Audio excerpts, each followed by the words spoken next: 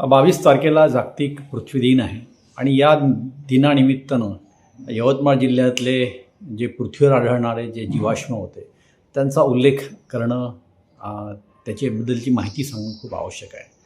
यवतमाळ जिल्हा हा म्हणजे बॅसॉल्टचा जिल्हा म्हणून मानला जातो, परंतु याच जिल्ह्यामध्ये अनेक 6 कोटी वर्षापासून जे अनेक जीवाश्म आपल्याला आढळतात हे महत्त्वाचं आहे.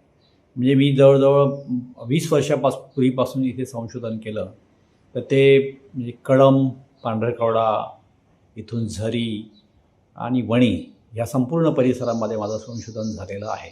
आणि या ठिकाणी जवळजवळ 6 करोड वर्षापूर्वीची डायनासोरचे जीवाश्म, यानंतर शंख शिंपल्यांचे जीवाश्म, वेगळ्या प्रकारचं जो बॅसॉल्ट आहे त्याचे सॅम्पल्स आपल्याला इथं आढळलेले आहे.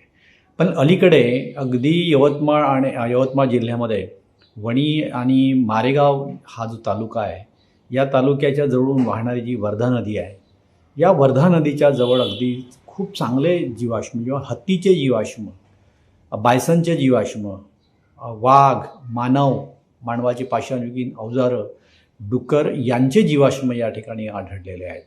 म्हणजे मागील वर्षापासून आत्तापर्यंत मी जवळजवळ आपल्या आपटी, दाडगाव आणि भुरकी नावाचे हे जे गावं आहेत, जे मारेगाव तालुका आणि वणी तालुक्याच्या जवळ, या ठिकाणी संशोधन केलं आणि इथे हत्तीचे, फार मोठ्या हत्तीचे, जवळजवळ 15 ते 20 फूट उंच हत्तीचे जीवाश्म या ठिकाणी मला आढळली. यानंतर मग झोला आहे आपल्या वणी तालुक्यातील, आणि जुगाद आहे, वडाजुगादमधलं जुगाद आहे. या ठिकाणी मागच्या वर्षी ते या वर्षीपासून हत्तीचे जीवाश्म इथे आढळले.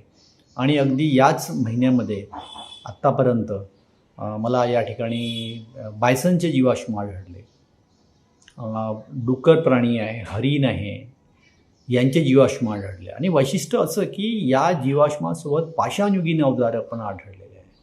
आणि एक छोटे छोटे सॅम्पल जे आहे ते मांडवाच्या पण डोक्याचे सॅम्पल्स जे आहे ते सॅम्पल्स पण या ठिकाणी मिळालेले आहेत.